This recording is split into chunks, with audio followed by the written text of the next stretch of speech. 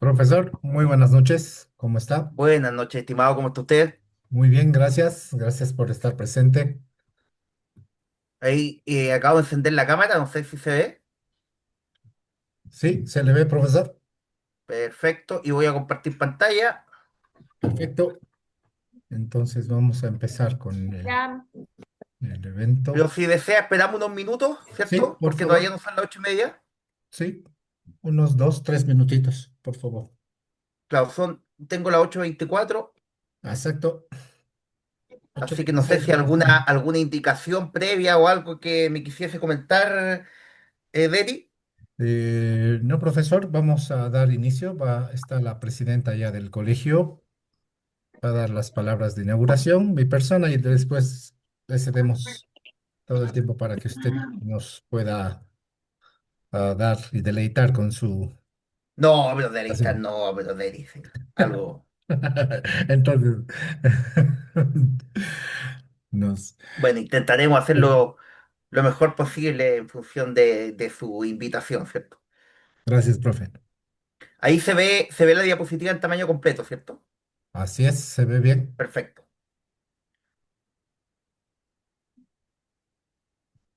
Deri, cuéntame un poco el contexto de esta asociación allá en tu país. Ah, Eh, ¿Está ok. el aleto del colegio de fisioterapeutas? ¿Cómo es la dinámica? Sí, el Colegio de Fisioterapia y Kinesiología de Cochabamba, Perfecto, noviembre del año pasado, ha dado lugar al nacimiento de las sociedades, ¿no? Ahora en Cochabamba existen eh, 5 sociedades, si no me equivoco, que están, por ejemplo, tenemos la Sociedad de Traumatología, de Dermatofunción, de Cardiorrespiratorio, Neurología y nosotros, que es la Sociedad de Terapia Manual y Movimiento. Y perfecto. desde ahí nos estamos organizando para ya impulsarnos y diferenciarnos dentro de la fisioterapia.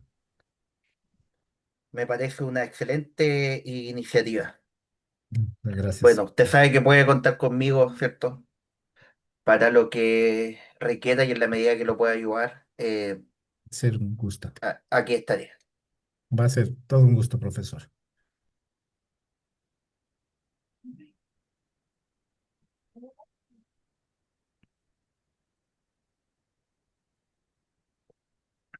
En la presentación tengo unos videos. ¿Ya? Quizás en la medida que avance, voy a apagar la cámara para que no se vean mal los videos, ¿cierto? Para mejorar la resolución, pero ahí lo vamos viendo en la medida que avancemos. Perfecto. Muy bien. Creo que ya podemos dar inicio.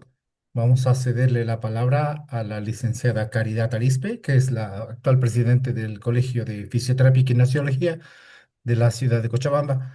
Licenciada, por favor. Muy buenas noches. No Buenas sé noches, si Esteban. Se escucha un fuerte y claro. gusto. Buenas noches a todos los presentes.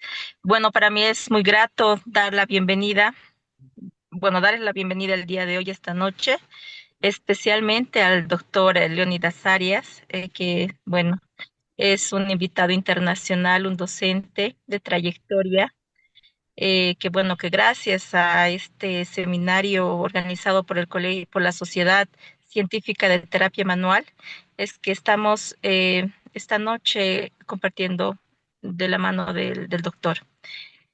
Bueno, también quiero felicitar al presidente, el magíster Deri Mérida y todos los miembros de su directiva. Bueno, en realidad todos los miembros de la sociedad científica porque eso es lo que esperábamos como colegio, ¿no? Le dan otro nivel al COFICO. Y bueno, a pesar de que recién están menos de un año, prácticamente creo que 6 meses, ¿no? Como lo mencionaba el magíster, a partir de noviembre del año pasado, 2024, la interacción que han tenido con todos los, bueno, estudiantes y profesionales en lo que respecta al área ha sido para considerar y renombrar y poner en alto al colegio. La verdad es que su labor está siendo muy destacada hasta ahora y es por eso que a nombre del directorio y el colegio de departamental de fisioterapia y kinesiología, nuevamente quiero dar las gracias a la sociedad. Bueno, sin nada más que decir y para no alargar esta noche, bueno, nuevamente sea bienvenido, doctor Leonidas Arias, y me despido. Muchas gracias. Muchas gracias, estimada. Muchas gracias, Bien. licenciado. Bien, profesor, le voy a presentar Ah, perfecto, ya. Ya. y vamos a comenzar, colegas. Con ustedes tenemos presente, agradezco su presencia y la invitación al profesor Leónidas Arias, es kinesiólogo de la Universidad Metropolitana de Ciencias de la Educación, la UNCE. Tiene un diplomado en biomecánica clínica, diplomado en neurociencias, magíster en kinesiología y biomecánica clínica de la UNCE.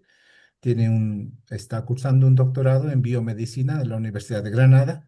Es director de magíster en terapia manual ortopédica de la UNAP, de la cual estoy orgullosamente haber egresado también de esta universidad. Es director del Diplomado en Neurociencia Aplicada y Neurorehabilitación de la UNAP, coordinador línea del movimiento humano de la Escuela de Kinesiología UNAP, expositor de congresos internacionales y nacionales, desarrollo profesional e investigación, docencia de pregrado y posgrado, asociada a las áreas de estudios en control motor, dolor, biomecánica e innovación y tecnología aplicada a la rehabilitación en el contexto clínico, específicamente en población con disfunciones del movimiento.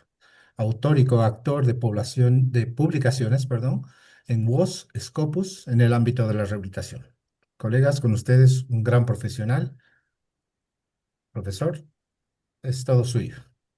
Muchas gracias, Deri, por la invitación. En primer lugar, la disculpa del caso. Esta presentación estaba agendada para la semana pasada. Lamentablemente tuve un accidente que no pasó a mayores, un accidente automovilístico, así que la tuvimos que suspender, pero aquí estamos, ¿cierto? Cumpliendo la palabra empeñada en relación a poder colaborar en esta instancia. Agradezco la invitación, particularmente a Eri, ¿cierto? Uno de los mejores estudiantes del magíster en terapia manual ortopédica, del cual soy el director. Este es un magíster que tiene una larga trayectoria, llevamos más de 20 años impartiéndolo y en esta oportunidad me corresponde a mí, como director, ¿cierto?, de ese programa, ser parte de la comunidad kinesiológica, fisioterapéutica o de terapia física a nivel nacional y colaborar en esta instancia.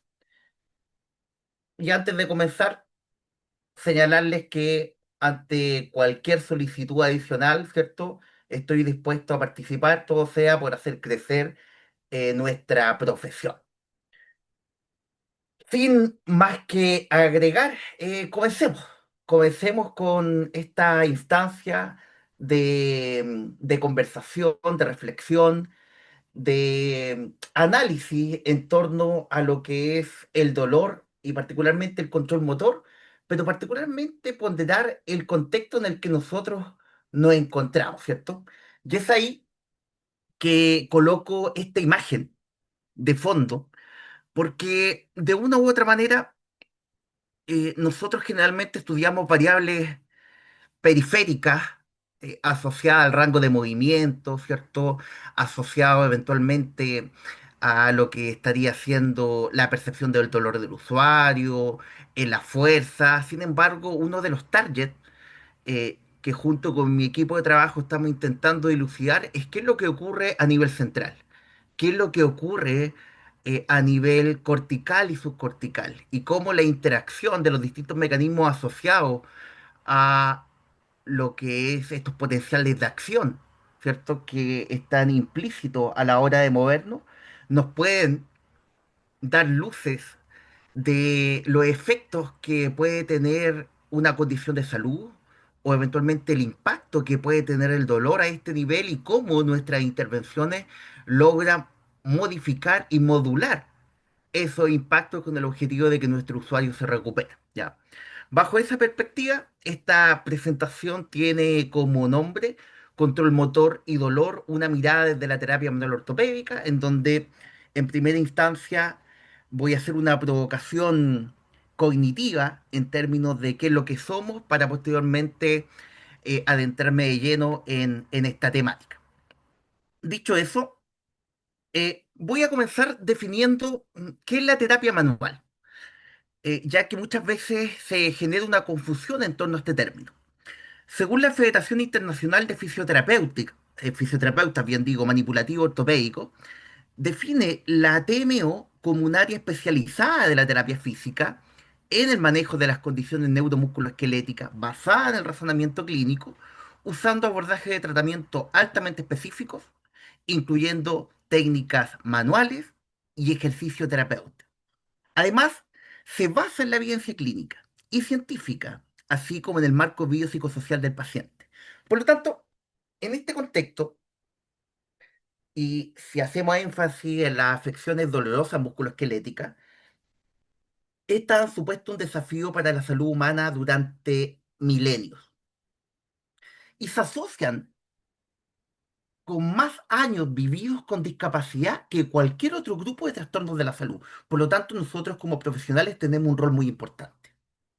Y es en este contexto que un claro debate que a menudo llega incluso a ser tóxico, según lo planteado por Jeremy Lewis, es si aplicamos intervención manual o no aplicamos intervención manual. Y es ahí en donde debemos reconocer que la evidencia respalda la terapia manual táctil como una forma de potenciar los efectos del ejercicio.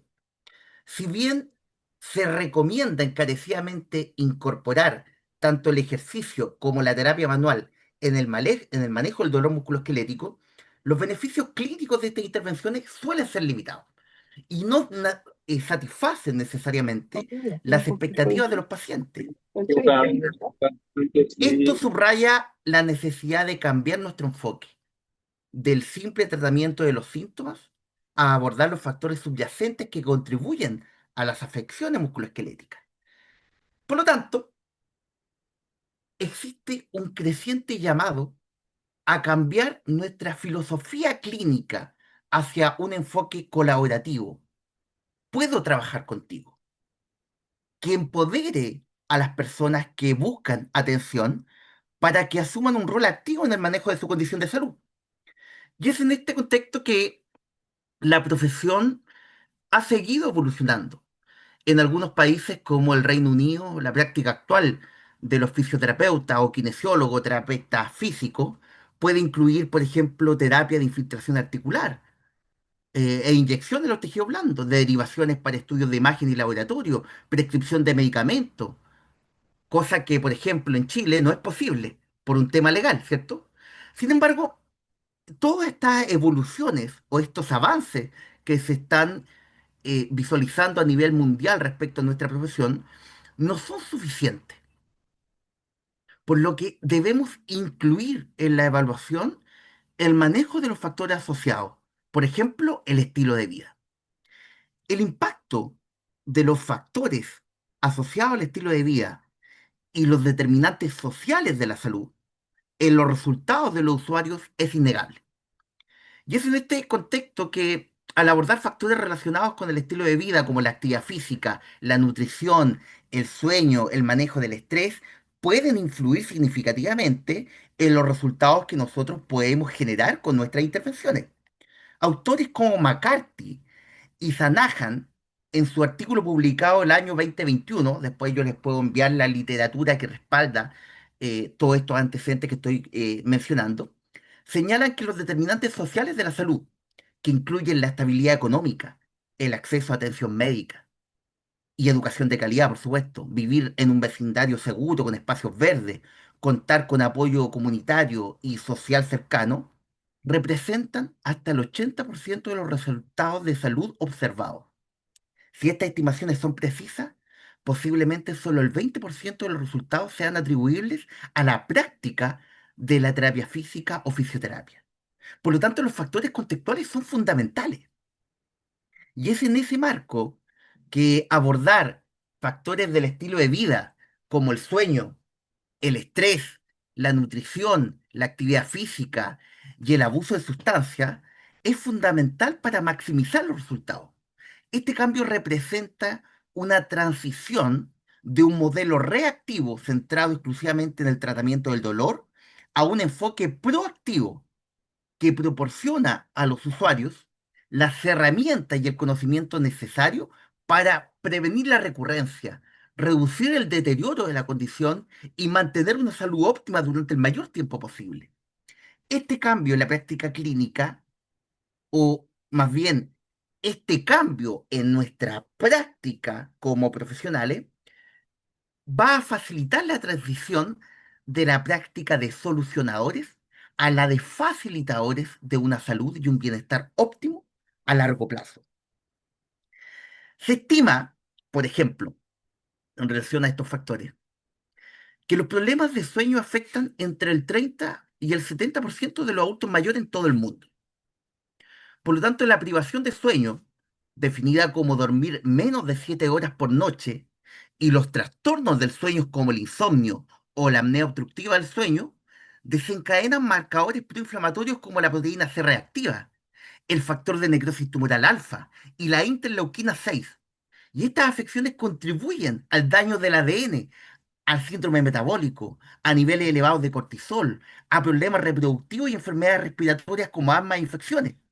Por lo tanto, dormir mal se asocia con dolor musculoesquelético. De hecho, cuando uno no duerme, el líquido cefalorraquídeo no tiene la posibilidad de eliminar el exceso de sustancias que se están acumulando en la hendidura sináptica y que son en parte responsables de que la percepción de dolor se prolongue en el tiempo. Es en ese marco que la privación del sueño también se asocia con un aumento de las concentraciones de radicales libres y también genera daño muscular, que se ha demostrado que es reversible cuando se restablece la homeostasis. Por lo tanto, la falta de sueño afecta las hormonas reguladoras del hambre, aumenta los niveles de grelina, lo cual puede aumentar el apetito y la acumulación de grasa corporal. La obesidad aumenta el riesgo de osteoartritis. Las mujeres con sobrepeso tienen 4 veces más posibilidades de desarrollar artritis de rodilla y los hombres 5 veces más. Por lo tanto, ¿qué efecto podría tener un poco de ejercicio y terapia manual para reducir los síntomas en personas con sobrepeso si no abordamos el aumento de peso y la falta de sueño, que estarían siendo los factores contextuales? Por otro lado, el cortisol, que es una hormona esteroide, glucocorticoide, que es importante para numerosas funciones corporales, como el estado de ánimo, la motivación y respuestas como huir, bloquearse o luchar. Es en ese contexto que la literatura plantea que los niveles anormales de cortisol pueden deberse a diversos factores, como niveles elevados de grelina, estrés prolongado por eventos emocionales o traumáticos, consumo elevado de azúcar en la dieta y exposición a la contaminación atmosférica. Es en ese contexto que el control homeostático deficiente del cortisol se asocia con un aumento de la inflamación sistémica, con osteoporosis, con fracturas, con reducción de la síntesis de colágeno, con disminución de la captación muscular de aminoácidos, con debilidad muscular, cefalea, depresión, ansiedad, cardiopatía, hipertensión, enfermedad autoinmune, fatiga, dificultades de aprendizaje, aumento de peso y diabetes, entre otras. Por lo tanto, restablecer la homeostasis del cortisol es complejo y muchas veces puede requerir un enfoque multimodal que incluya un sueño saludable, ejercicios de relajación, terapia manual, una dieta equilibrada. Por ejemplo, los alimentos ricos en vitamina B, como los huevos y el salmón, metabolizan el cortisol y lo eliminan del organismo. Nuevamente, factores contextuales. Por otro lado, tenemos el ejercicio gradual, que sin lugar a dudas proporciona beneficios antiinflamatorios y antioxidantes, lo cual contribuye o más bien constituye una de las muchas ventajas de cumplir con las pautas semanales de actividad física. Y lo interesante es cómo estamos prescribiendo ejercicio. ¿Utilizamos algún marcador biológico que en función del tiempo nos vaya dando luces que esa es la mejor forma de prescribirlo? Si consideramos que la terapia manual incluye el ejercicio físico, actualmente ya se sabe que la potencia como marcador biológico es un mejor predictor de una buena condición de salud. Y en la medida que la potencia muscular vaya disminuyendo en función del tiempo, yo lo puedo utilizar como un marcador de que la condición de salud de ese usuario se está alterando, así como también la zona de potencia, que es un elemento bien técnico, nos permite prescribir ejercicio de mejor manera en comparación a las metodologías tradicionales. Por lo tanto, lo que quiero transmitir en esta primera parte es cómo nuestra profesión puede evolucionar globalmente para ofrecer el más alto nivel de atención. El fisioterapeuta del futuro debe ser experto en la evaluación de factores individuales del estilo de vida. Debe ser capaz de discutir con honestidad y compasión los hallazgos con los usuarios. Y debe ser experto en el cambio de comportamiento. No hay problema en avanzar tanto en la terapia manual como en el ejercicio, pero debemos comunicar honestamente sus beneficios y no debemos justificar su uso con explicaciones infundadas en un contexto de toma de decisiones compartidas. Y a su vez debemos evolucionar para convertirnos en expertos de la evaluación y el apoyo al cambio de comportamiento en el estilo de vida, porque claramente esos factores van a jugar un rol fundamental en el éxito de la recuperación de mi usuario. Esta imagen que ustedes pueden ver es un modelo de buenas prácticas de atención para personas con dolor musculoesquelético y que tributa a comprender el alcance de lo que he verbalizado hasta ahora. Ahora bien, considerando estos antecedentes, me quiero centrar en una dimensión del ser humano, como lo es el movimiento, el cual lo podemos analizar tanto a nivel micro como a nivel macro. A nivel micro, en el extremo superior izquierdo, se visualiza una célula, un glóbulo blanco, una célula de la serie blanca, que se está moviendo y está fagocitando un agente patógeno. Lo interesante es qué mecanismo permite que pueda fagocitar ese agente patógeno. Evidentemente que aquí a nivel químico juega un rol muy importante la química, en donde en base a quimiotaxis, el neutrófilo logra seguir el rastro químico de este agente patógeno y finalmente fagocitarlo. Esa podría ser una perfecta expresión de movimiento. Pero también tenemos otra expresión a nivel macro. Por ejemplo, es muy probable que algunos de ustedes en este minuto estén sentados sobre una silla y al frente tengan un escritorio. Y al lado del escritorio pueden tener un vaso. Si yo les preguntara cómo nos movemos, quizá la respuesta intuitiva sería decir, con la visión planifico una estrategia motora. Perfecto, con la visión planifico. Y esa planificación, evidentemente, que depende de la práctica y la experiencia. Pero yo tengo certeza de cuál es el peso exacto que tiene ese vaso con algún contenido. No tengo certeza. Y por lo tanto, cuando yo tomo contacto con mis dedos con ese vaso, es ahí cuando el sistema somatosensorial actualiza los comandos motores que previamente fueron generados por la información visual. Y el objetivo es producir una conducta que sea proporcional a la magnitud de la perturbación, para así poder desenvolverme de manera satisfactoria en las condiciones variables del medio ambiente en el cual yo me encuentro. Por lo tanto, el movimiento es bastante interesante, juegan un rol muy importante en las creencias. Yo no tengo certeza de las distancias que existen entre mi posición y un objeto que tengo al lado. Si ustedes eventualmente tienen un recipiente en donde colocan la basura, y si usted arruga un papel e intenta que ese papel arrugado caiga justo sobre el tarro de la basura, usted no tiene certeza de cuántos metros exactamente hay. No tiene certeza de eventualmente cuánta es la fuerza necesaria para lograr esa acción. Sin embargo, apelamos a las creencias, apelamos a la probabilidad, apelamos a la información sensorial real, apelamos a la información sensorial predictiva, las combinamos a nivel cortical y subcortical y generamos una creencia de qué es lo que yo debo hacer. Y es ahí en donde posteriormente el sistema somatosensorial juega un rol importante. Cuando hablo del sistema somatosensorial, quizás si es que en esta instancia existen estudiantes de pregrado, ¿cierto? Me refiero básicamente a lo que es el tacto, la percepción, la temperatura y la nocicepción. Cómo cada uno de los receptores de estas submodalidades del sistema somatosensorial nos corrigen, nos retroalimentan. Y a partir de esa retroalimentación, yo genero una corrección que me permite generar una respuesta que sea proporcional a la magnitud del estímulo. Quizás cuando yo me muevo y no tengo certeza del peso de esa taza y por lo tanto no sé con cuánta fuerza debo manipularlo, yo me la juego con una cierta cantidad de fuerza que debo ejercer. Pero ¿cuándo sé realmente qué características tiene ese estímulo? Cuando tomo contacto con el estímulo. Y ahí me corrijo.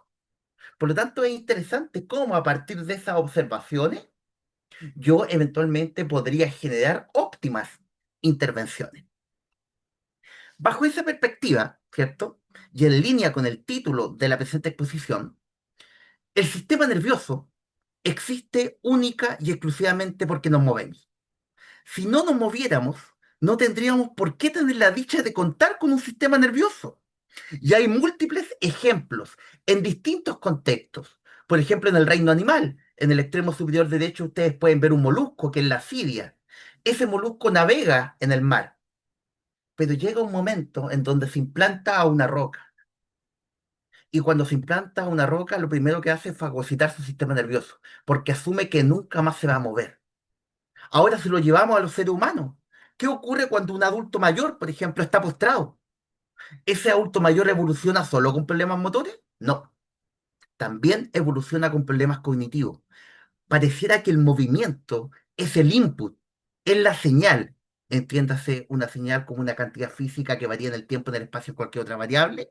Por lo tanto, el movimiento va a ser el input para que cada una de las células que conforman nuestros tejidos sinteticen los productos de su matriz y así la interacción físico-química pueda soportar, transmitir y disipar las cargas o eventualmente cumplir el rol que tiene ese tejido. Bajo esta lógica que he comentado hasta ahora, uno de los tantos problemas al que nos enfrentamos comúnmente es el de la variabilidad motora. Y este concepto está relacionado con el movimiento que no es idéntico tras cada repetición. El clásico ejemplo que si usted toma un martillo y golpea un clavo y analizamos el movimiento de la articulación glenohumeral, del esternoclavicular, del acromioclavicular, de la escápula torácica, de la húmero radial, eventualmente de la húmero ulnar, de la articulación radiocarpiana, mediocarpiana, eh, el movimiento tras cada repetición no es idéntico. El movimiento tras cada repetición va cambiando. Y a eso me refiero con esa variabilidad. Y eso genera un problema, que tenemos infinitas soluciones para llevar a cabo una tarea. Por lo tanto, gracias a la práctica y la experiencia, logro acotar estas soluciones para que eventualmente pueda desarrollar un movimiento armónico. Pero, ¿qué ocurre cuando una persona presenta dolor? ¿Qué pasará con la variabilidad motora? Eso es lo que vamos a dilucidar a continuación. En primer lugar, enmarquemos el concepto de dolor. Eh, El dolor es un síntoma, el dolor es una percepción, el dolor es una experiencia. Algunos autores describen este síntoma como un sistema de respuestas o emisiones activado por el cerebro basado en percibir una amenaza. Sin embargo, la Asociación Internacional para el Estudio del Dolor lo describe como una experiencia sensorial y emocional desagradable, asociada o similar a la asociada con daño tisular real o potencial. O sea, que cuando hablamos de dolor, no solo nos estamos refiriendo a la dimensión sensorial, sino que aparentemente también hay una dimensión cognitiva y emocional. O sea, el dolor no es solo un fenómeno de contrairritación. En el dolor es importante el contexto. Nuevamente el contexto. Nuevamente su majestad el contexto, nuevamente el contexto juega un rol. De hecho, cuando hemos escuchado hablar de la práctica basada en la evidencia, ese término no solo se refiere a la experiencia externa asociada a eventualmente la literatura científica, sino que la práctica basada en la evidencia tiene tres dimensiones y algún autor incluso señalan que hay cuatro, en términos de que está la experiencia interna, o sea, la experiencia clínica, las preferencias del usuario, y el cuarto es el contexto. Y pareciera que en el dolor pasa algo similar. No solo depende de un estímulo nociceptivo, no solo depende eventualmente de un estímulo que me genere una pérdida de continuidad en un tejido, sino que el contexto va a ser fundamental, ya que si por ejemplo usted va atravesando la calle y se dobla el tobillo, pero viene un vehículo en su dirección, usted va a decir, oh, me doblé el tobillo, dolor, lo que predomina el contexto. ¿Y qué implica el contexto? Que usted salve su vida. Por lo tanto, muy probablemente la percepción de dolor sea mucho más baja. O cuando usted tiene dolor en una pieza dental y por distintas razones en relación a su sistema de salud no puede acceder a un dentista en el corto plazo. En ese contexto, la percepción de dolor va a ser mucho mayor. En cambio, si usted tiene la oportunidad de pedirlo al dentista y que lo atienda de forma inmediata, muchas veces y muchos reportes señalan de que cuando usted va camino al dentista, la percepción del dolor empieza a disminuir. Pareciera que es una recompensa para su sistema nervioso el hecho de que usted haya tomado una acción. Por lo tanto, el dolor es más allá de un estímulo sensorial. Hay otros factores, su estado de ánimo. ¿Qué pasará si eventualmente usted tiene una lesión en una estructura corporal y está pasando un mal momento con su familia, está terminando con su pareja, tiene problemas con su jefe en el marco de su actividad laboral? Ese contexto es muy posible que genere que su percepción del dolor aumente. Por lo tanto, bajo esa lógica, nosotros podríamos decir que el dolor o en el dolor juegan un rol fundamental las otras dimensiones de lo que involucra ser humano. Por ejemplo, miremos este video, que es bastante ilustrativo de lo que ya mencioné. ¿Qué podemos ver? Cómo el lugar en donde yo me encuentre va a influenciar respuestas que nos llevan a percibir los estímulos de manera errada. Podemos ver que hay un sujeto con un traje de protección en donde lleva sobre sus manos cajas con abejas, lo cual ya es extraño, ¿cierto? Sin embargo, en función de lo que representa, considerando nuestra experiencia en términos de que las abejas, múltiples picadas de abejas nos podrían generar un daño, nosotros asumimos que si se le cae esa caja con abeja, es una posible amenaza para nuestra integridad física. Y eso nos lleva a adoptar conductas que no se ajustan a la realidad. Nuevamente hago alusión a la percepción, nuevamente hago alusión al contexto. Si usted está con su pareja y su pareja le hace una caricia en el rostro, ese estímulo muchas veces se siente de manera satisfactoria. Pero ¿qué pasaría si es que usted está solo en la casa viendo una película de terror y siente un roce en la casa, en la cara, perdón? Ese estímulo va a ser percibido de una manera amenazante, considerando el contexto. Y el dolor no se escapa de eso. Bajo esta lógica, y retomando el concepto de variabilidad motora,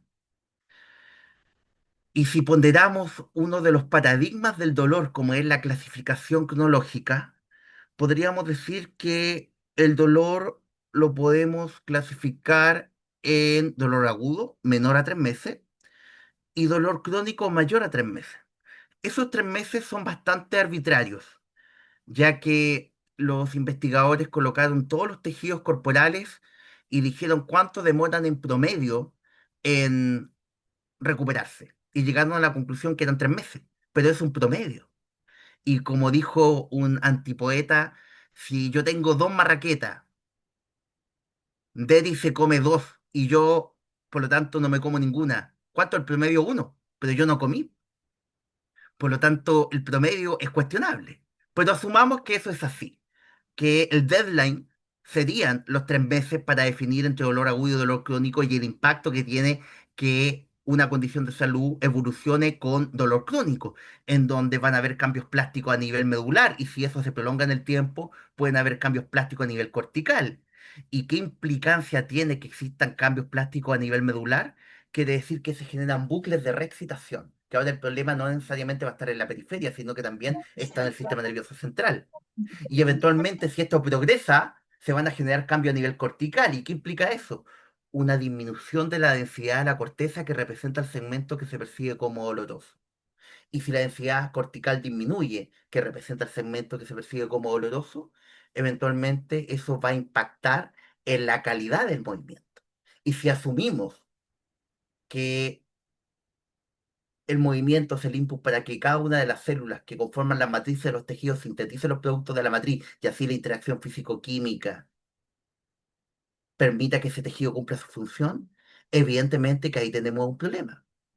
Si lo llevamos a la variabilidad, cuando una persona tiene dolor agudo, la variabilidad motora aumenta.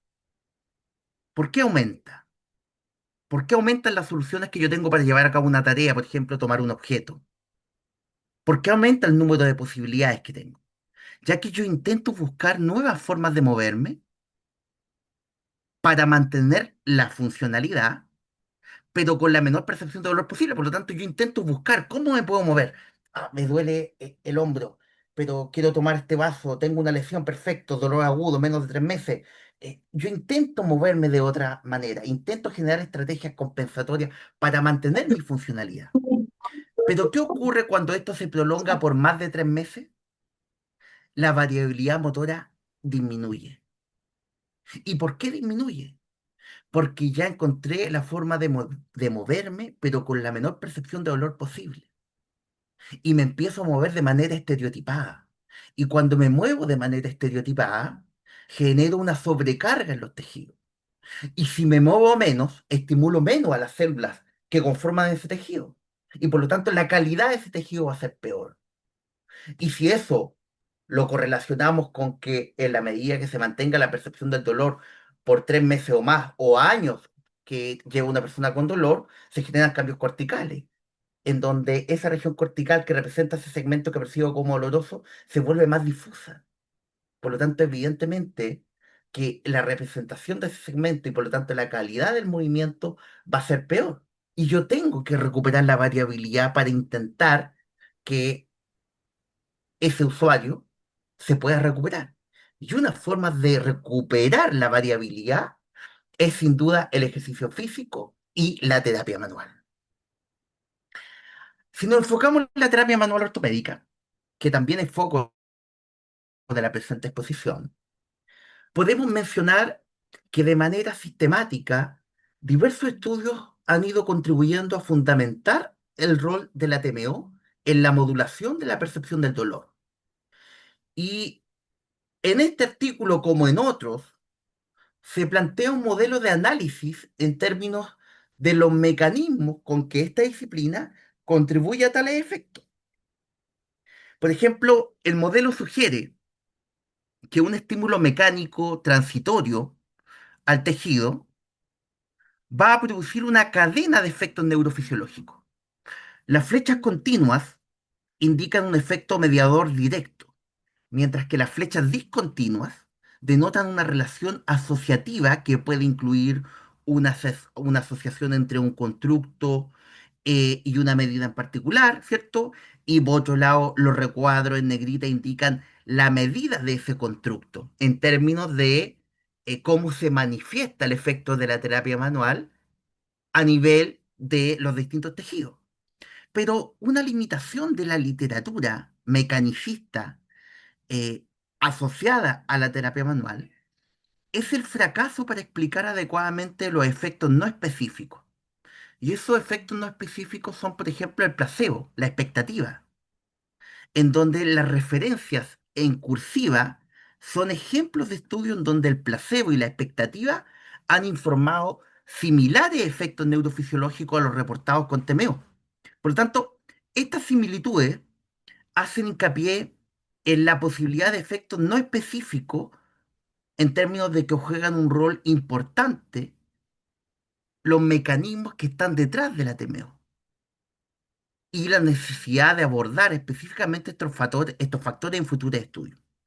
Bajo esta lógica, los mecanismos que subyacen a la efectividad clínica de la TMO no se han establecido a ciencia cierta.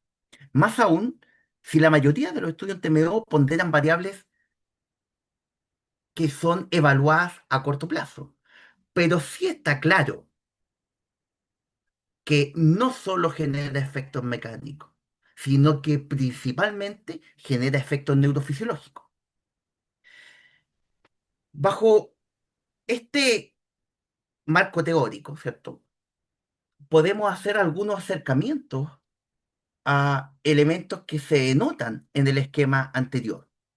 Y en primer lugar, vamos a hablar del placebo, el cual lo podemos definir como cualquier terapia o componente de terapia que es usada por su efecto psicológico o psicofisiológico no específico o por su presumido efecto específico, pero que es sin actividad específica para la condición de salud que está siendo tratada. Esta definición resulta un tanto compleja, pero que en síntesis nos plantea que existen tres factores que determinan el efecto placebo. Uno es la expectativa, otro es el condicionamiento, las experiencias previas, y un tercero es la disonancia cognitiva, que hace alusión a la supresión por parte del paciente de información contradictoria creadora de tensión. En un sentido macro, el delantal, su vestuario, los instrumentos de evaluación, la consulta u hospital, las palabras usadas por el fisioterapeuta, la disposición de este mismo a escuchar y responder las inquietudes del usuario, los gestos, el tacto, van a modular el efecto de nuestras intervenciones. No da lo mismo decir, por ejemplo, en un usuario que tiene una tendinitis supraespinoso o una tendinosis del supraespinoso, que sería el concepto más adecuado, de decirle, ya señora Juanita, ¿cuál es el hombro malo? En vez de decirle, señora Juanita, ¿cuál es el hombro que vamos a mejorar? Hay artículos que hablan de palos y piedras, el impacto del lenguaje en la rehabilitación musculoesquelética. Nuestras palabras tienen un rol. No da lo mismo que el usuario llegue con un examen de imagenología y usted le diga, mire, ve ese bultito asociado a una hernia del núcleo pulposo, por ejemplo, eso es lo que le está generando los síntomas. Porque eso estaría validando de que la percepción del dolor del usuario se debe 100% a aspectos sensoriales y estructurales. Y eso no es así. El contexto modula la percepción de dolor. La hipervigilancia genera que aumente la percepción del dolor. Por lo tanto, existen otras estrategias que eventualmente podrían favorecer que la percepción del dolor del usuario disminuya, no solo las enfocadas en aspectos sensoriales, sino que también en aspectos cognitivos y emocionales. Consideremos que, por ejemplo, cuando un usuario percibe dolor agudo, predominan las emociones. En cambio, cuando hay dolor crónico, predominan los sentimientos. Y un sentimiento es un constructo de emociones. Son múltiples emociones que se acumulan para generar un sentimiento, por ejemplo, de desesperanza. Por lo tanto, eso también contribuye a que mi percepción de dolor pueda aumentar. Cuando usted reciba su título de fisioterapeuta o quienes ya lo tienen y tienen un título de magíster y lo colocan en su consulta, eso también juega un rol.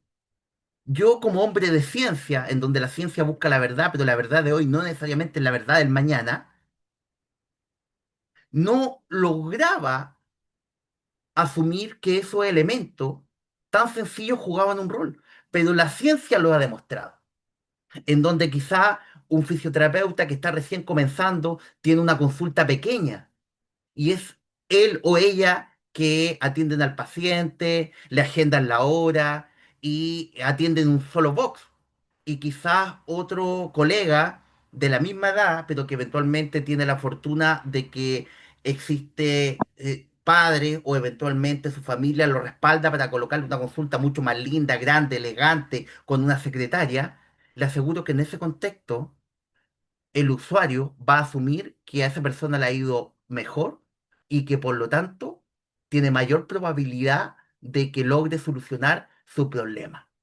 Y es en ese contexto que la percepción del dolor es muy probable que disminuya más en ese escenario de grandilocuencia en comparación a alguien que está, por ejemplo, recién comenzando, siendo que los dos pueden tener la misma calidad profesional. Si estos elementos los llevamos a la TMO, evidentemente que hay planos cognitivos y emocionales que los podríamos agrupar en aspectos psicológicos que claramente inciden en el efecto que puede tener la terapia manual sobre la percepción del dolor. Por lo tanto, ¿es posible señalar que la TMO, dentro de todos sus efectos, uno de sus efectos es placebo? Sí. ¿Que depende de la expectativa? Sí. ¿Que depende del aprendizaje, de la motivación, de las emociones, del lenguaje para comunicar ideas, en donde estos componentes son difíciles de cuantificar, ya que la percepción es un proceso multifactorial? Y aunque eventualmente se utilice una escala específica para ponderar este aspecto, siempre habrán elementos que yo no voy a lograr abarcar en mayor o menor medida. Y es en este punto en donde me quiero detener, ya que todo lo que involucra un proceso, todo lo que involucra un rito en el sentido de seguir protocolos, una ceremonia en el marco de mi proceso de evaluación e intervención, condiciona o modula la capacidad que tendré de disminuir la percepción de dolor en un usuario. Por otro lado, encontramos el opuesto del efecto placebo, haciendo alusión al nocebo, el cual se refiere básicamente al empeoramiento de los síntomas o signos de una condición de salud, por la expectativa, consciente o no, de efectos negativos de una medida terapéutica. Y en relación a este, alguien puede tener miedo de la TMO si es que está condicionado porque alguien cercano a esa persona le dijo que fue donde un profesional que tenía esas características y que su percepción de dolor aumentó. Eso puede condicionar a un usuario y por lo tanto podría empeorar su estado basal al aplicar este tipo de intervenciones. Y esa situación, como les dije, se puede dar por experiencias previas negativas o en su efecto por información disonante que genera contradicción. Por lo tanto, nuestra forma de comunicar lo que estamos haciendo va a ser clave. Muchas veces nuestros usuarios tienen la expectativa de que la solución a su problema es de índole tecnológica. Por lo tanto, si usted le coloca un dispositivo eléctrico, el usuario asume en función de su expectativa y su condicionamiento, que puede ser por otro profesional como un médico, de que eso le va a hacer bien. Y el usuario lo pide. Y si usted no le coloca ese dispositivo, eventualmente el usuario asume que lo que usted le va a hacer no va a tener un efecto satisfactorio. Pero si uno le explica, lo educa, lo empodera, evidentemente que esa situación puede cambiar. En relación a los efectos neurofisiológicos de la TMO, la cual incide sobre el sistema nervioso central y periférico, que es el target de prácticamente todas nuestras intervenciones a la hora de modular una disminución de la percepción de este síntoma a nivel central, su efecto se fundamenta sobre las señales que están en juego a la hora de producir una manipulación. Entiéndase, como les dije antes, una señal como una cantidad física, ¿cierto? Que varía en el tiempo, en el espacio, en cualquier otra variable, en donde evidentemente la estimulación sensorial que se genera en el marco de una manipulación condiciona la representación que se tiene de ese segmento a nivel cortical. Más aún si consideramos que en pacientes con dolor crónico existe una disminución de la densidad de la corteza que representa el segmento que se percibe como doloroso. Por lo tanto, la estimulación sensorial de esa región será clave para recuperar, en función del tiempo, esta representación, en donde estas regiones establecen conexiones directas e indirectas con la sustancia gris periacueductal, que es una región que está ubicada a nivel subcortical, que se encarga de liberar opioides endógenos. Y se sabe que cualquier opioide es 50 veces más potente que cualquier medicamento. Y eso contribuye, evidentemente, a modular la percepción del dolor.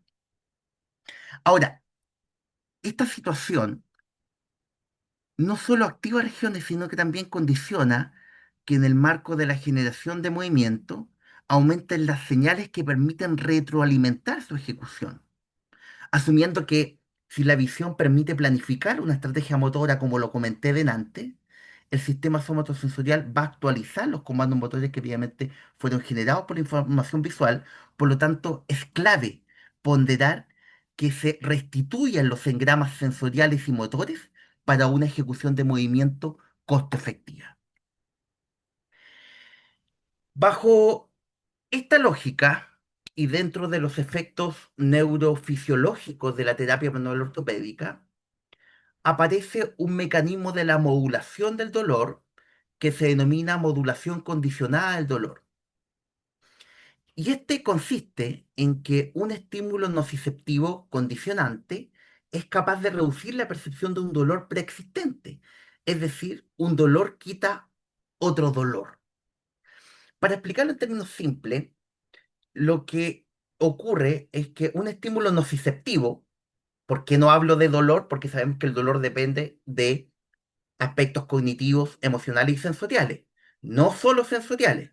Por lo tanto, de la periferia no sale dolor, o de la periferia eventualmente no se transmite dolor, sino que se transmite nocicepción, que es el componente sensorial del dolor. Aclarado ese punto, se sabe que cuando se aplica un estímulo nociceptivo en el hemicuerpo, por ejemplo, contralateral al que se percibe de forma primaria dolor, ese estímulo nociceptivo condicionante compite por recursos de atención en relación al estímulo nociceptivo primario.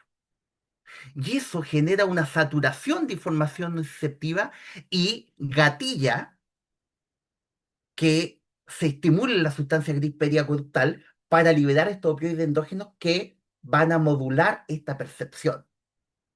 Otra forma de explicarlo desde la didáctica es que, por ejemplo, cuando usted está en una relación de pareja y aparece un tercero o una tercera, todo estímulo nuevo es llamativo. Aquí en Chile se dice, toda escoba nueva barre bien. Por lo tanto, llama la atención y genera eventualmente la tentación de acercarse a ese tercero o a esa tercera. Pero es solo un espejismo, porque es novedoso. Pero eso se escapa a un contexto cotidiano.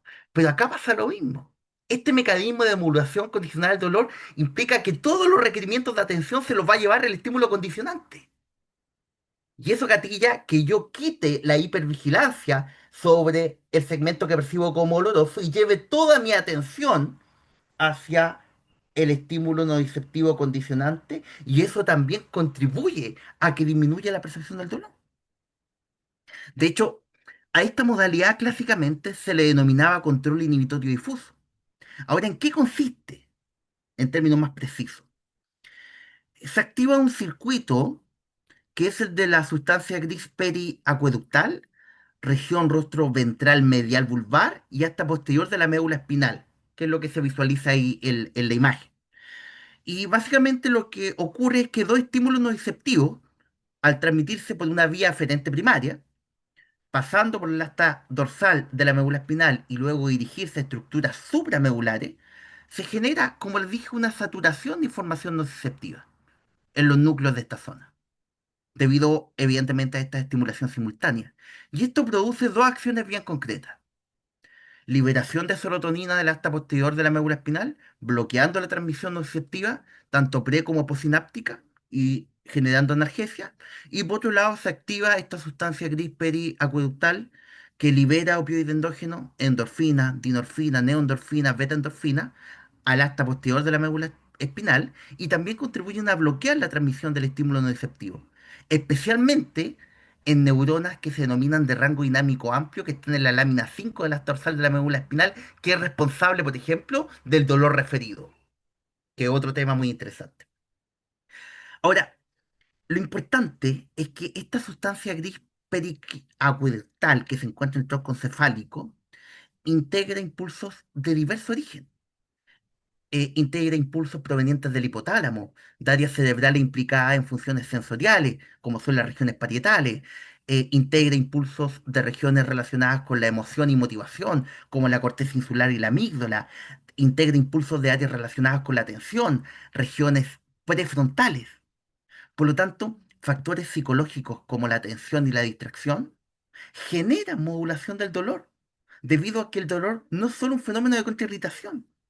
Y esto se explica porque el dolor es un fenómeno que utiliza recursos cognitivos del individuo. Y al aplicar un nuevo estímulo no receptivo, se produce una distracción en la que el nuevo estímulo compite por dichos recursos cognitivos y de esa manera se modula el dolor.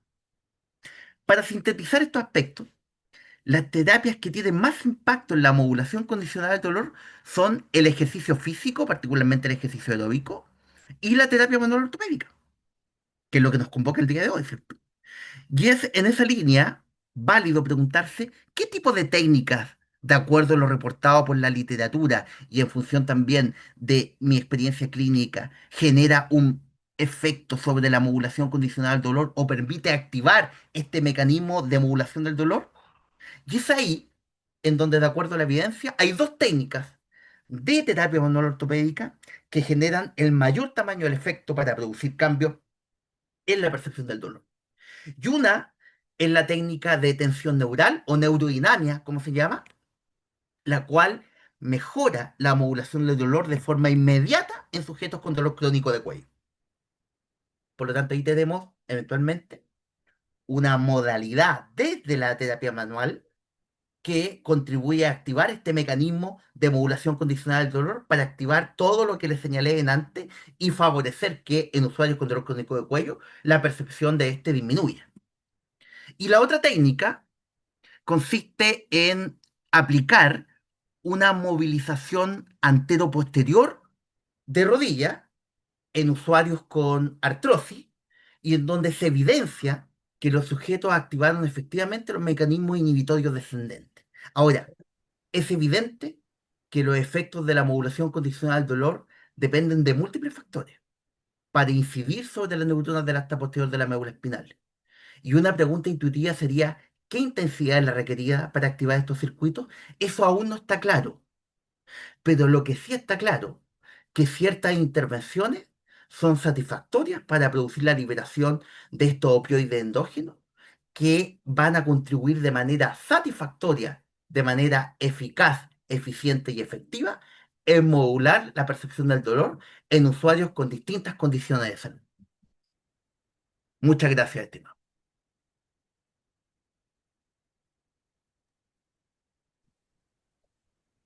Muchas gracias, profesor. Realmente siempre da mucho gusto escucharlo y, y poder entender más allá de lo que realmente podemos conocer. Espero que a todos los participantes les haya agradado. Y bueno, vamos a proceder con la ronda de preguntas, colegas. Si ¿Usted hay- modula, Deri, o eventualmente las preguntas las van a ir colocando en el chat y yo las contesto por el chat? Sí, sí, podemos proceder en el chat, por favor, quienes Perfecto. realicen. Ahí vamos teniendo de la licencia Verónica Anzoátegui le agradece. Felicidades, profesor, impecable, mil gracias. Oh, muchas gracias, Verónica. ¿Alguien más, colegas? Aproveche la instancia de preguntar lo que se le ocurra, aunque sea una pregunta quizás que usted considere que puede ser muy básica, pero que tributa hasta cierto punto a poder solucionar alguna inquietud. Eso es válido, sobre todo en este tipo de instancias. Buenas noches. No sé si puedo preguntar por este medio, por Por audio. supuesto. ¿Cómo está? Buenas noches. Mi nombre es Andrea Jaimes. Trabajo con personas con discapacidad. Eh, Felicitarlo. Me ha parecido bastante interesante este encuentro porque a veces no tomamos en cuenta mm, otros ciertos estudios, ¿no? Que sí son verdaderamente válidos para complementar lo que nosotros hacemos como fisioterapeutas. Me ha llamado mucho la atención el tema de que si bien el movimiento aporta al sistema nervioso, a que madure el sistema nervioso y hablamos un poco de terapia manual, ¿cómo trabajaríamos esto con personas que no pueden moverse en su totalidad y que necesitan mucha asistencia? ¿Cómo podemos de alguna forma localizar el dolor en ellos o inhibirlo, trabajar con terapia manual? Por favor, gracias.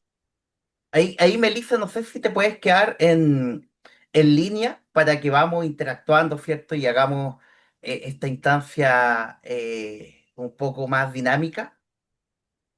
Sí. Ya, mira, Melissa, por ejemplo, si yo te preguntara a ti, ¿cuál es el recuerdo de tu infancia que se te viene primero a la mente? O de qué edad en adelante tú tienes recuerdos? Mm, ¿Desde los 3 años, desde los 4, desde los 5? Como edad no sabría identificar. Como Pero edad no, más más o menos. menos 5 tal vez. Perfecto. Ya. En línea con ese elemento, ¿cierto? Es Ujú. que eh, pareciera que si nosotros subimos que el sistema nervioso existe única y exclusivamente porque nos movemos, eh, no vale la pena para nuestro sistema tener recuerdos de etapas de nuestra vida en donde los patrones de movimiento están en proceso de maduración. Y bajo esa perspectiva nosotros comenzamos a tener recuerdos desde una edad del curso de vida de los 5 o 6 años, porque es en esa edad en donde la mayoría de los patrones de movimiento ya están maduros, ¿ya? Entonces, hay varias observaciones que ya de una u otra manera nos señalan o nos indican de que todo lo que hacemos es movimiento, por lo tanto ahí hay algo. De hecho, cuando un usuario, por ejemplo, tiene restricciones de la movilidad, eh, se generan compensaciones. Ya, voy a dar ejemplos de condiciones de salud. Cuando un usuario tiene un desgarro masivo del manguito rotador, o eventualmente un usuario presenta una tendinosis del supraespinoso, se genera un mecanismo compensatorio en donde se aumenta la actividad de músculos como el dorsal ancho y el pectoral mayor, y también parte del deltoides. Pero uno podría preguntarse, ¿por qué aumentará la actividad del dorsal ancho y del pectoral mayor? Entonces, estas observaciones que la he podido observar en usuarios que presenten estas condiciones de salud con electromiografía de superficie y en profundidad, nos llevan a plantearnos, ¿estos músculos tendrán un rol en la movilidad o tendrán un rol en la condición de salud? Y sí, tienen un rol. Y ese rol se fundamenta en que contribuyen a deprimir la cabeza del húmero, y en función de deprimir la cabeza del húmero, eso favorece o facilita que la compresión de las estructuras sub o que están por debajo del acromio, ¿cierto? No sea tan alta. Por lo tanto, contribuye a mejorar la condición del usuario. Lo que quiero transmitir es que muchas veces se generan compensaciones o nuestro sistema genera compensaciones que nosotros las podríamos utilizar para prescribir movimiento. Y es en esa misma lógica de que cuando un usuario presenta una disminución de la movilidad, uno podría utilizar las partes indemnes para favorecer el movimiento, ya que, por ejemplo, se sabe que el ejercicio terapéutico y el ejercicio aeróbico juegan un rol fundamental en disminuir la percepción del dolor. Por lo tanto, si un usuario tiene una limitación de la movilidad a nivel de miembro inferior, yo puedo utilizar el miembro superior para generar ejercicio aeróbico, o si un usuario tiene eventualmente problemas a nivel de miembro superior, podría utilizar una bicicleta estática. Eh, lo complejo es cuando un usuario tiene restricciones de la movilidad en múltiples regiones corporales. Y eso se fundamenta en que el movimiento es el input para mantener la calidad de los tejidos. Se sabe que cuando un segmento corporal se encuentra inmovilizado durante 5 semanas, incluso hay disminución de la mineralización ósea, hay pérdida del control neuromuscular. Por lo tanto, se sabe que la movilización prematura es clave. De hecho, quizá en otra instancia podríamos hablar más adelante de el efecto de intervenciones en condiciones agudas y crónicas y cómo ejercicios submaximales van a favorecer de que la calidad de los tejidos sea mucho mejor y que disminuya la recidiva, incluso en usuarios que han presentado eh, cirugías para eventualmente mejorar o favorecer que se recupere la continuidad y por lo tanto la funcionalidad de un Resfriadas. determinado segmento corporal en el marco de una compresión de un tendón. Incluso en ese contexto, la movilización temprana es mucho más favorable que los protocolos convencionales para eventualmente prevenir la recidiva y prevenir una re-rotura. Por lo tanto, tenemos múltiples estrategias. Y un elemento adicional, desde mi experiencia, la motivación juega un rol muy importante. Y por ejemplo, en adultos mayores, en donde ese elemento es clave, hay veces que un estímulo auditivo, en términos de una música que sea satisfactorio o satisfactoria para ese usuario, condiciona que se motive y pueda realizar los ejercicios que tú le vas a prescribir de mejor manera y con una mejor disposición, ya que eso finalmente va a contribuir a que este usuario se pueda recuperar. ¿Ya? Eh, a ver, déjeme ver si hay otras preguntas. Licenciada Ángela García, ¿el ejercicio isométrico modifica el patrón de movimiento produciendo inhibición del dolor? Si podría explicarlo desde lo... Ah, mira, o sea, es una pregunta muy potente. Eh, Lamentablemente no tengo aquí mi pizarra digital para poder explicarlo en detalle, pero eh, el ejercicio, podría hablar de todos los ejercicios, del concéntrico, excéntrico, isométrico, pero ya que la pregunta va al isométrico, me voy a centrar ahí.